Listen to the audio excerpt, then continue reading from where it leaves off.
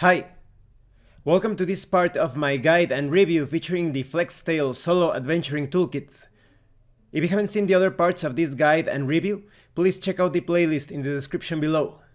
This time we are going to continue talking about player character roles. We are going to talk about the Vital 3. As always, I am going to read some key paragraphs and I'm going to give you my opinions on those paragraphs. So, the Vital 3. These represent the core of the elements when it comes to required variety for any adventuring party to successfully meet the typical tabletop RPG challenges thrown at them.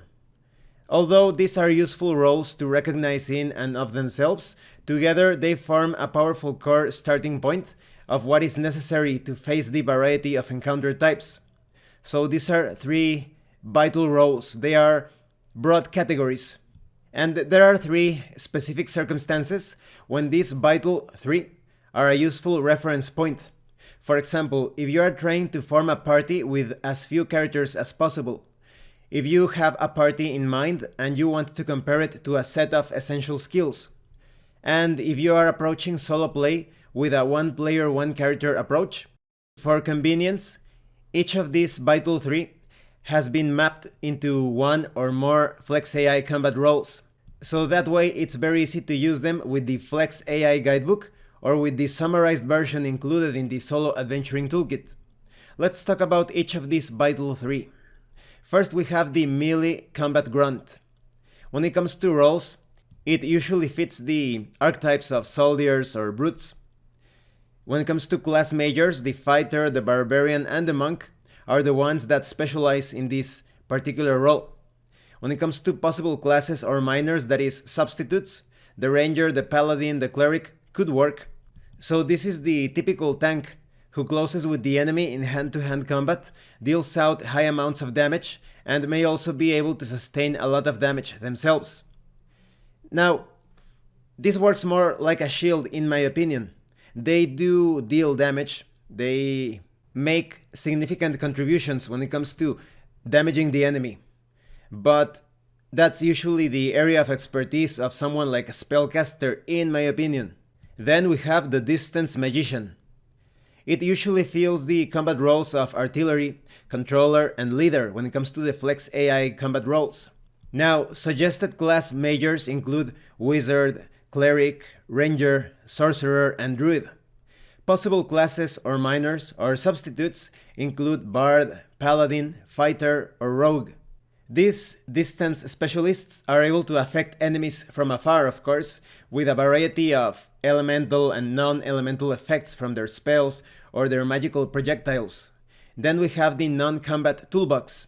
The Flex AI combat roles for this one are skirmisher and lurker. When it comes to suggested class majors, it includes rogue and bard.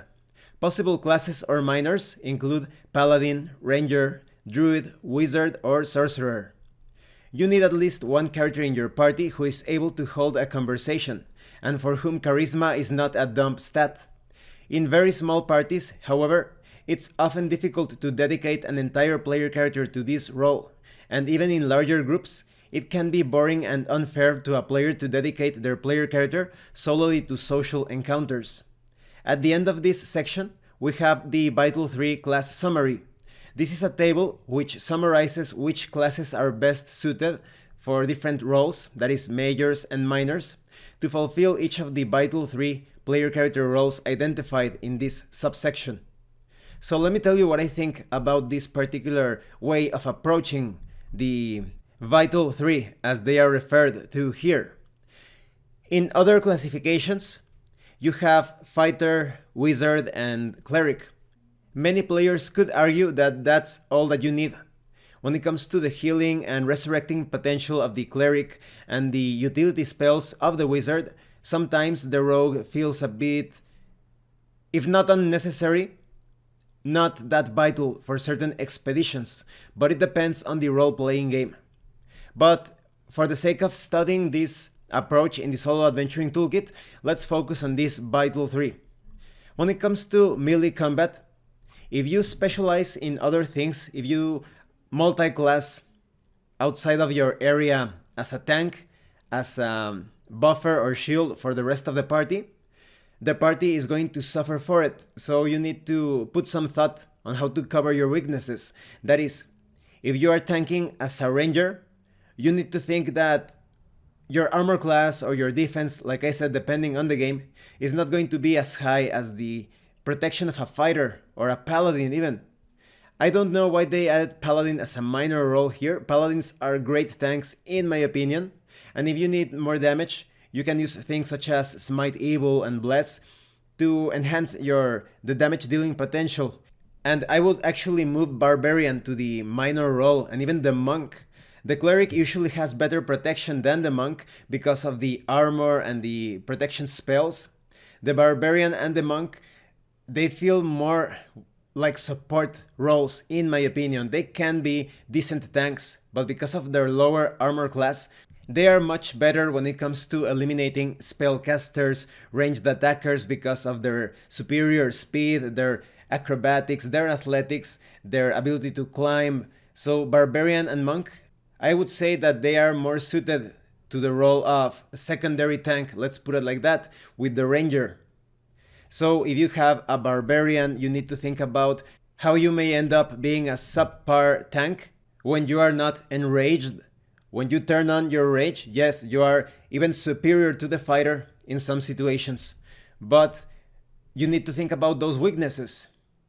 When it comes to the Ranger and the Monk, you really need the support of a Cleric or a Spellcaster to raise your armor class, your defense, boosting your stats and such. So all of those are important considerations. And you may be thinking, what does this have to do with solo play? When it comes to creating very small parties, you need to carefully consider how you're going to be handling things if you're only playing with 2 or 3 characters. Maybe you say, oh well, I want to create a Magus or an Eldritch Knight, and then I want a Wizard Thief or an Arcane Trickster sort of character. And when it comes to healing, I will just include a Ranger or a Paladin. So as you can see, those classes, because they are not focused on specific roles, they are more like being good at a particular thing or a couple of things and being somewhat decent in another area. For example, a Paladin or a Ranger will never be the best choices when it comes to full-time healers when compared to Clerics or even Druids. So you need to keep that in mind. You will have to buy magical items, get your hands on artifacts that will cover those weaknesses. So it's all about that balancing act. Now, concerning the Distance Magician, there are several ways in which this can be handled. If you have a fighter that specializes in ranged attacks, make sure you get your hands on magical crossbow bolts or arrows, because otherwise you won't be able to deal that elemental damage that the wizard or sorcerer could inflict. And it is said here in the toolkit, and I totally agree, in some situations the enemy is just too far away, and even if you have a ranger or a monk or a barbarian that can somehow get close to them, that is in the case the ranger doesn't specialize in archery, you focus on dual wielding, you try to run as fast as possible towards those archers or those casters, it's much better to have a ranged specialist. So if you are creating a party with 2 or 3 player characters, make sure at least one of them specializes in ranged combat or is pretty decent at that. And like I said, in the case of the ranged fighter, because there are builds like that, make sure you have those magical projectiles handy. Now, concerning the non-combat toolbox, I agree that sometimes when it comes to the majority of adventures, you won't be dealing with social situations all the time. Just like in real life, unless you are very much sheltered or in an environment where there is no violence whatsoever, you cannot talk your way out of every situation. So I would highly recommend that even if you have like a social or diplomacy specialist, give that character some combat potential. Even the mountebank, for example, in different old school style role-playing games, you have a way to backstab your enemy, to be somewhat decent at fighting. Even in the Dying Earth, when it comes to Cudgel, which would be the archetypical, if you can call it like that, the archetypical mountebank, he was pretty decent when it comes to fighting, even though he avoided combat most of the time.